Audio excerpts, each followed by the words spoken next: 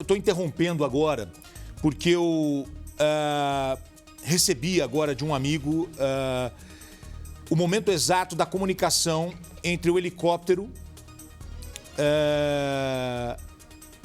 da Força Aérea Brasileira e o helicóptero do grupamento Águia da Polícia Militar, quando eles confirmam que eles localizaram as vítimas na parte de baixo. Eu vou colocar aqui o áudio. Pode encher a tela com a imagem, por favor. Espero que dê para ouvir legal. Vou colocar através do meu microfone aqui, Tele, por gentileza. Aí o momento que eles descem, quando chega na parte de baixo, eles fazem essa comunicação que o jornalismo da Record teve acesso. Pantera na escuta do Águia 2. Na sua escuta, Brasília. Só para informação, chegou Clareza 3, a comunicação do senhor. Os homens estados lá no solo identificaram, infelizmente, 4 óbitos, tá? É o momento em que eles fazem a comunicação entre as aeronaves, comandante. Sim, exatamente. Eu acredito que foi um momento que eles desceram com rapel e eles identificaram, né, a situação ali, 4 óbitos, e aí comunicaram a FAB do que estava já visualizado. Até para confirmar o encontro do helicóptero, o encontro dos corpos e para exatamente para essa aeronave da FAB já tomar outro destino, porque... O comandante já está com a gente aqui, ele que tem mais de 20 anos de experiência voando em São Paulo, no Brasil, no exterior. Comandante, queria que você falasse um pouquinho.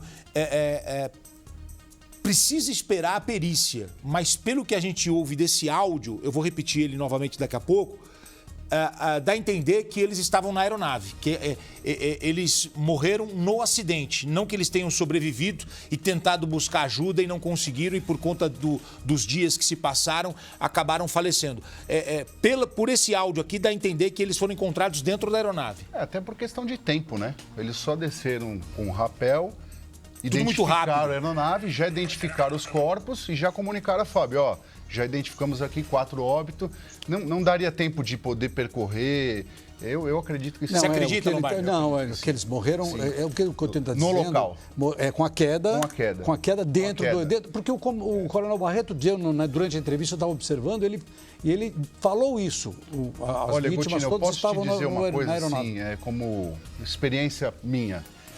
O que ocasionou o impacto da aeronave ao solo, esse acidente de fato, foi falha humana, foi falha mecânica? O Seripa vai identificar e vai depois notificar através do laudo. Agora, eu acredito que a morte dos 4 ali foi por impacto, porque você imagina uma aeronave rompendo umas árvores daquela, imagina o tamanho de uma árvore daquela. Para você cortar uma árvore... E a velocidade. Você imagina o impacto da aeronave no solo. Eu vou colocar novamente esse áudio aqui, que é a comunicação entre as aeronaves, tá? Força Aérea Brasileira e Polícia Militar, áudio mostrado aqui em primeira mão no jornalismo da Record.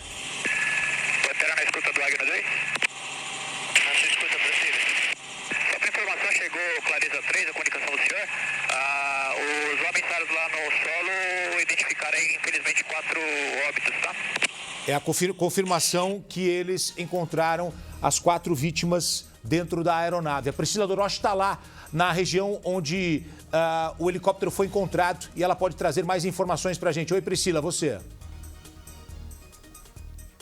Oi, Gotino. Agora o trabalho aqui ele fica um pouco mais difícil porque o céu completamente fechado e já começa a chover aqui. Lembrando que a gente está a 15 quilômetros do centro da cidade de Paraibuna. A gente está a 80 quilômetros de Ilhabela e nós estamos muito próximo desse local. A gente está praticamente atrás dessa região de mata, entre as árvores, entre os eucaliptos, onde o helicóptero foi localizado. Agora a gente observa, Gotino, que não tem mais nenhuma movimentação de helicóptero aqui no céu, porque não tem como mais os helicópteros sobrevoarem aqui, porque vocês observam aí na imagem do Danilo Kaufmann que o céu está completamente fechado, não tem visibilidade aqui. Eu não entendo nada de espaço aéreo, o piloto aí pode explicar melhor para vocês, mas a visão que a gente tem aqui é nenhuma, não tem como sobrevoar aqui, porque as nuvens elas tampam totalmente o céu, não tem sol e não tem visibilidade aqui. Inclusive, a gente já está tendo até que se afastar afastar um pouco mais, porque a gente já percebe alguns pingos de chuva e ficou tudo fechado aqui, principalmente aqui na mata, nessa parte mais aqui atrás, onde nós estávamos, aqui já está bem escuro, até parece mais final de tarde, parece mais noite, porque o tempo fechou aqui e é 25 para as 2, né, Gotino? Exatamente, exatamente. O tempo se fecha em São Paulo também. Vou fazer um giro de câmeras na capital paulista. Olha só como é que está a região da Avenida Paulista. Previsão de chuva hoje e em algumas regiões, previsão de chuva forte. Temperatura agora na casa dos 26 graus. Então, confirmando aí, a máxima era de 27, já aconteceu e agora a temperatura só cai. Aí, Marginal Pinheiros, com o trânsito fluindo bem, mas também com o céu totalmente encoberto. Comandante já está com a gente aqui, ele que também faz os voos com o helicóptero da Record aqui. O comandante, o helicóptero decola do Campo de Marte, vai para Ilhabela. O mau tempo está ali. Ele consegue fazer o pouso que a gente não deve chamar de pouso forçado, porque ele tinha totais condições, ele achou um lugar, você falou que é um pouso... Eventual. Ele faz o pouso, só que ele não permanece ali, porque ele sabe que quanto mais tempo passar, mais difícil ia ficar. Eu queria entender a lógica da cabeça do piloto. Por que ele conseguiu pousar? Ele já passou um susto. A gente tem as mensagens da menina, da Letícia. Ela já passou um susto, o piloto também. Aí eles conseguem pousar nesse local aqui. Tem uma represa ali, ele faz um pouso. Não é um pouso forçado, é um pouso eventual. Porque ele não tem nenhum problema no equipamento. Exato. Ele só tem um problema de visibilidade. Ele pousou. E aí na minha cabeça eu falei assim, por que ele decolou? Por que ele não ficou ali? Porque aí, se ele fica ali, escurece, é aí que ele não consegue mesmo. Provavelmente onde ele pousou, ele tinha visibilidade. Ele tinha condições de voo. O que ele não teve foi condições de chegar até Ilhabela. Por algum motivo, ele, em vez de retornar para Marte, ele tentou mais uma vez chegar em Ilhabela, que a gente acredita que deve ter sido esse o fato do acidente. Ou uma falha mecânica nesse segundo trecho, a gente não sabe. Tem que aguardar. A mensagem que a mãe da Letícia manda para o namorado é uma coisa meio... Ela falou, o negócio está muito ruim aqui.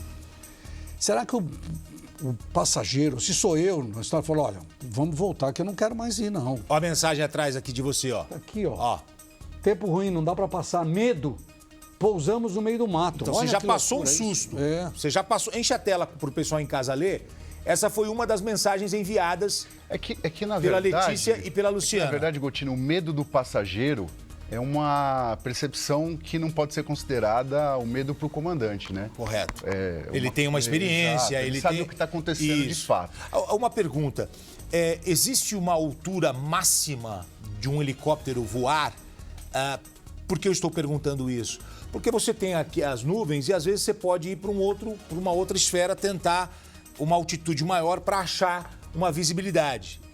Na verdade, a altura máxima, o que restringe é o equipamento. Você pode voar a altura que você quiser. O equipamento não consegue passar uma certa altitude por limitações de potência, mas eu acredito que ele deve ter tentado subir por cima das nuvens para tentar ir até o buraco onde o heliponto lá informou ele, e por algum motivo ali ele se perdeu, o tempo pode ter fechado, né? O tempo virou...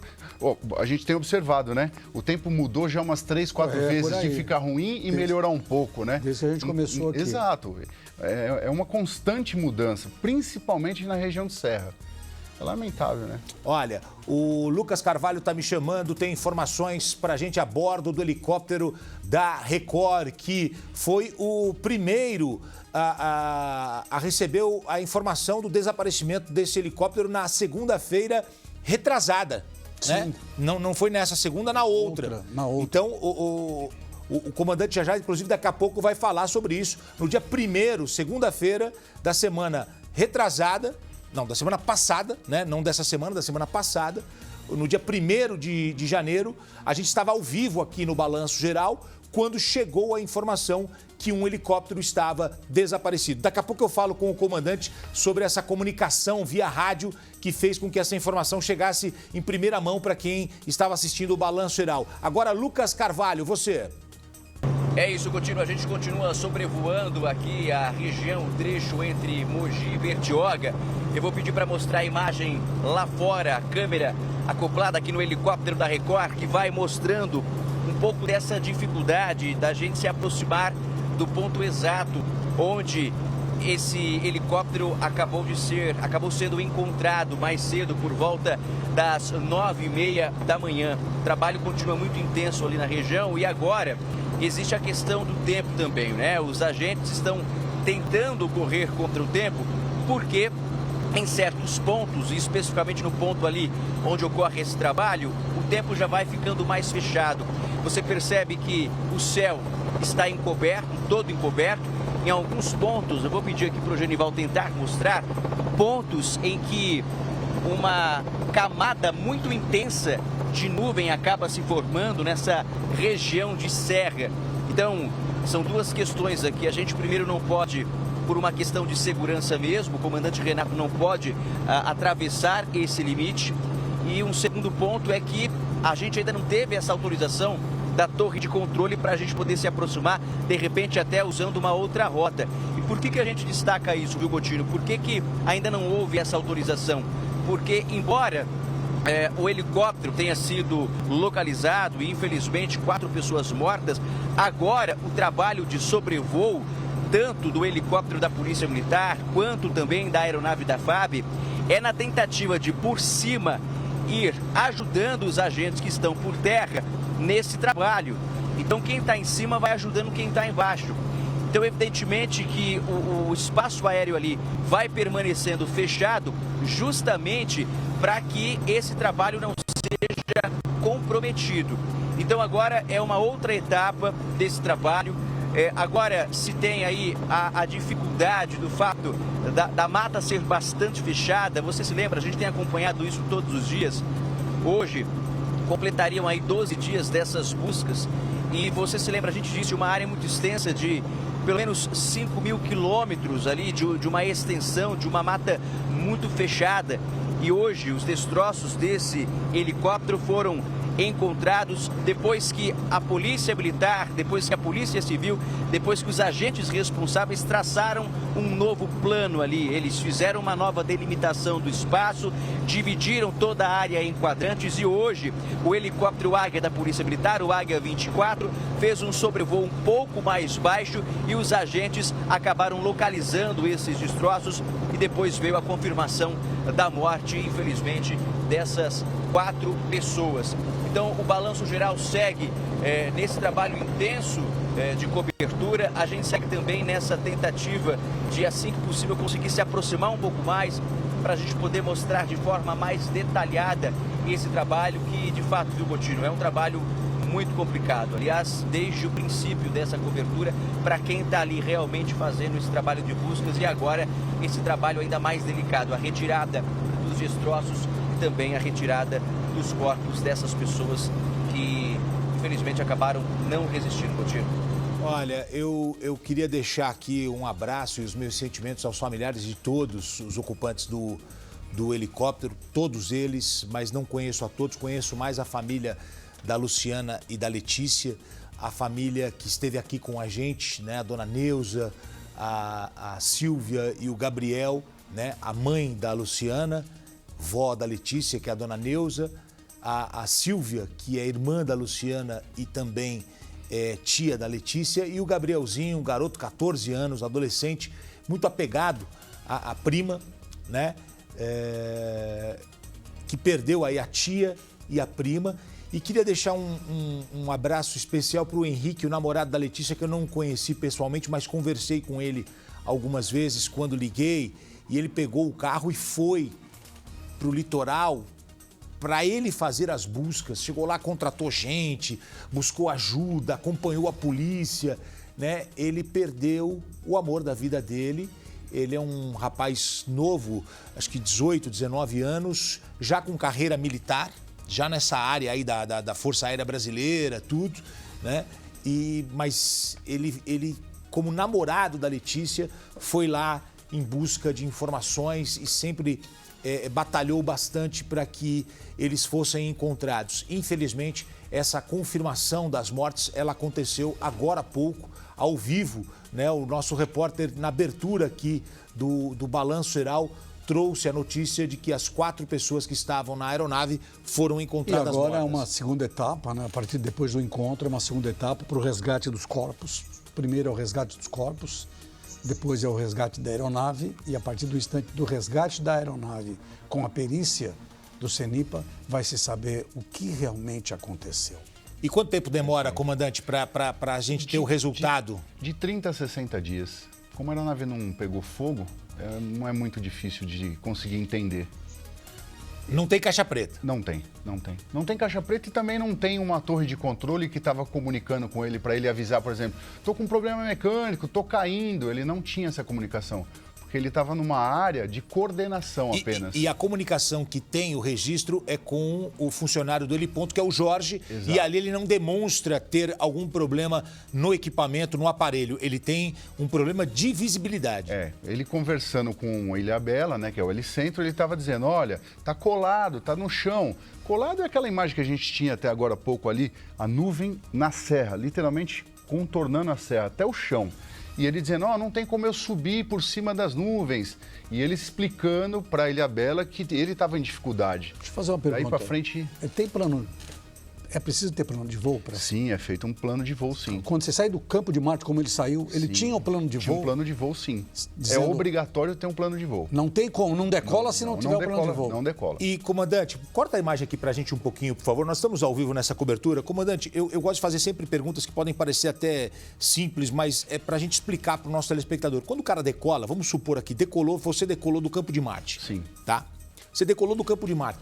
Quando você alcança determinada altura, você vai seguir para um lado, para o outro, você tem ali a rota, você tem o equipamento que te leva.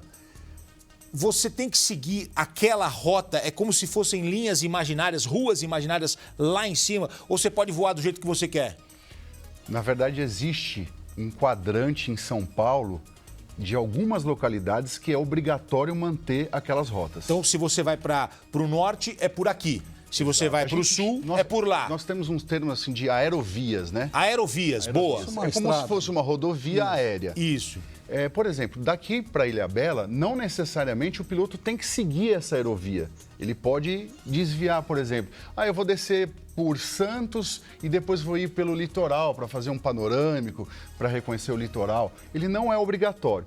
Mas, normalmente, todos os pilotos sempre seguem as mesmas linhas. Quer dizer, se você for do lado de lá, você pode estar como se fosse na contramão. Então, você não pode. Para você descer para o litoral, você tem que ir por aqui. Exato. E que equipamento tem um Robson 44 que te dá essa... eu ia falar como se fosse uma bússola, assim? Tipo, você vai seguir para o norte, para o sul. Eu vou para o litoral norte, então eu vou por aqui. É um equipamento, é um helicóptero que não tem instrumento.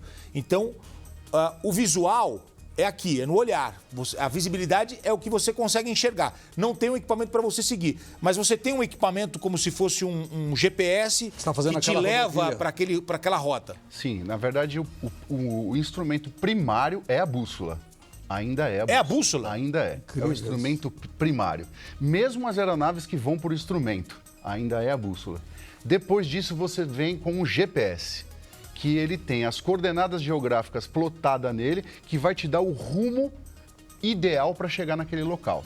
E depois você tem outros auxílios hoje, que é o próprio iPad, que você plota lá o Google Maps. Às vezes você pode usar até outros... Um Waze. Exatamente, você pode usar. Que acessório, na verdade, é a mais. Você fica melhor no voo, você identifica mais. Mas, de fato, o que leva ele é o GPS. Opa. Mônica Arruda está chamando a gente de um outro ponto. Também está nessa cobertura a Mônica Arruda, que é da Record, lá na região do Vale do Paraíba. Mônica, suas informações, por favor. Nós estamos aqui com a equipe do Dr. Rafael Pelizola, responsável pelas investigações aqui em Paraibuna. E estamos em uma região rural, estamos basicamente a cerca de 4 quilômetros do ponto de queda da aeronave. Daqui a gente consegue visualizar nos céus as aeronaves da FAB e também da Polícia Militar que, nesse momento, fazem um trabalho ali de resgate. Equipes com 9 pessoas especializadas em rapel estão, nesse momento, fazendo o trabalho de resgate, dos corpos que foram encontrados no local onde a aeronave caiu. 4 pessoas estavam a bordo do helicóptero. Olha, tive uma variaçãozinha no sinal. Já vou voltar com a Mônica aqui, vamos restabelecer o contato com ela. A Mônica está num outro ponto. Eles ainda não decidiram. Eu acho que eles ainda não conseguiram, saber se eles vão conseguir por terra. Parece estar um pouco mais difícil do que eles imaginavam. Então, tem 2 possibilidades. O Lombardi vai explicar aqui. Uma é você fazer a busca dos corpos por helicóptero, através de rapel, ou por terra. E a retirada do helicóptero também. Por terra, parece que eles estão encontrando dificuldade. Então, o trabalho vai ser, se não for por terra, vai ser muito trabalhoso, porque você tem que levar os peritos para lá. O local não pode ser liberado sem os peritos, sem que os peritos da Polícia Civil façam o primeiro trabalho. E depois, como é que você vai levantar e levar essa aeronave? De que maneira você vai içar essa aeronave? É um negócio meio sério, muito sério. Então, as equipes poderão fazer exatamente o trabalho para liberar os corpos. E aí, eu acredito que nessa altura vai entrar o Exército na história para poder tentar fazer um caminho para chegar até o local, que é meio complicado, muito complicado, se você não tiver por terra. Eu acho que o que vai dificultar agora, daqui para frente, vai ser questão de meteorologia, porque os helicópteros já não estão mais conseguindo chegar lá. Me corrija se eu estou errado. Eu pesquisei aqui quanto pesa um Robson 44. Tá falando aqui que é na casa dos 700 quilos. Sim. É isso mesmo? Isso, exato. Então não é tão pesado. Não, é um helicóptero leve. É considerado um helicóptero leve. Na categoria, na esteira de aeronaves, é o helicóptero mais leve que existe. Desculpe a minha ignorância no assunto. Eu ia falar mais de 1 tonelada, 2 toneladas. Porque... Não, é um helicóptero leve mesmo. Mas ele é muito leve, 700 quilos, e você leva 4 pessoas num Robson 44. Exato. Porque o que você faz com os técnicos do Seripa? Vários casos que eu já li e cobri. Eles primeiro levantam toda aquela parte da fuselagem, tudo que foi espalhado. Recolhe tudo, analisa tudo, aí pega o esqueletão do helicóptero. Aí monta o quebra-cabeça. Isso aí. Olha, contato restabelecido com a Mônica Arruda, que está num outro ponto de trabalho da Polícia Militar, da Polícia Civil e dos profissionais da FAB também. Mônica, você novamente. Nós estamos acompanhando, junto com a Polícia Civil, esse trabalho de investigação. As equipes tentam chegar mais próximo do local exato de ponto de queda do helicóptero, para que possam, então, dar prosseguimento às investigações. E a gente atualiza para vocês as informações a qualquer momento nos nossos telejornais.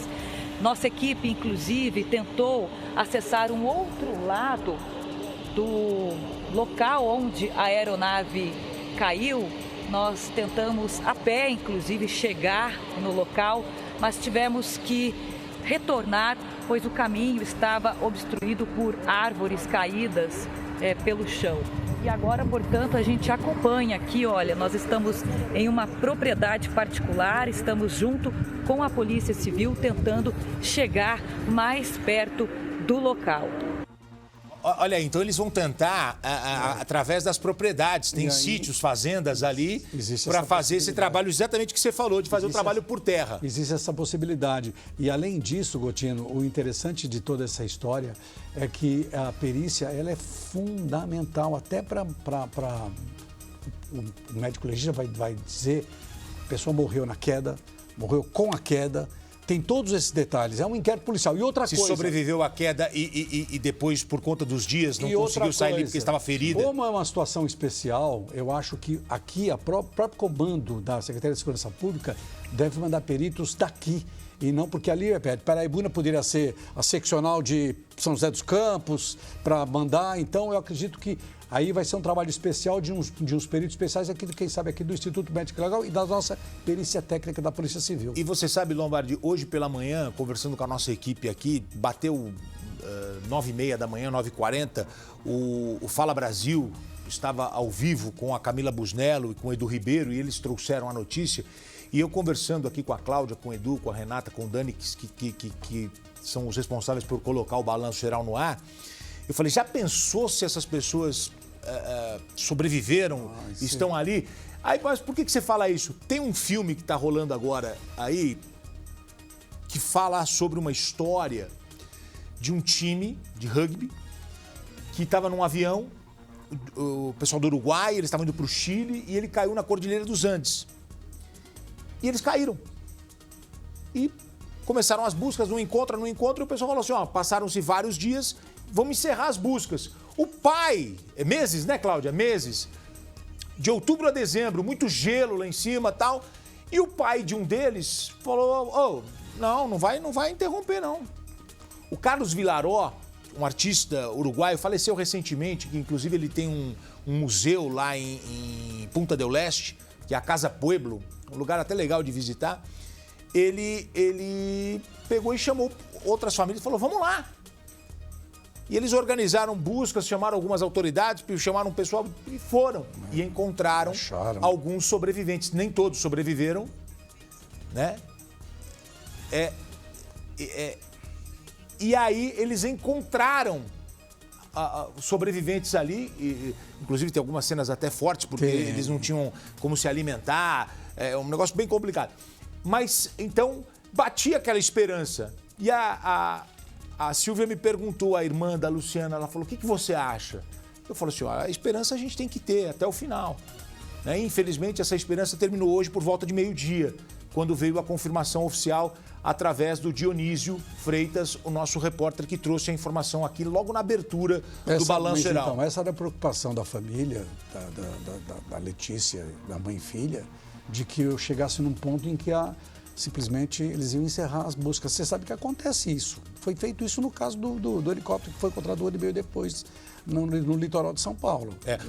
Só para afinar a informação, a Cláudia me contou aqui, dos 40 passageiros, 16 sobreviveram. 16 sobreviveram. Essa história... E um pai que não desistiu. Então, as buscas ali... E olha, a família, tanto a família do piloto, como a família do empresário, como a família das meninas da Luciana e da Letícia, elas não podem, por favor, nenhuma crítica às buscas, porque foi um trabalho excepcional que eles fizeram, um trabalho um trabalho em conjunto, um trabalho árduo, um trabalho difícil para tentar localizar e conseguiram num tempo muito interessante, porque hoje a gente estava entrando no 12º dia de buscas e eles conseguiram localizar a aeronave. A Silvia mudou a opinião dela. Quando ela veio aqui. Quando ela veio aqui, depois ela foi pro litoral. Isso. Quando ela chegou lá, ela falou assim, não, realmente agora estou vendo de perto isso aqui, 5.000 quilômetros, não tem como. E aí, mas é aquela velha história, a família sempre acha que vai necessário. E aí, hoje, a polícia deu uma resposta, infelizmente, triste.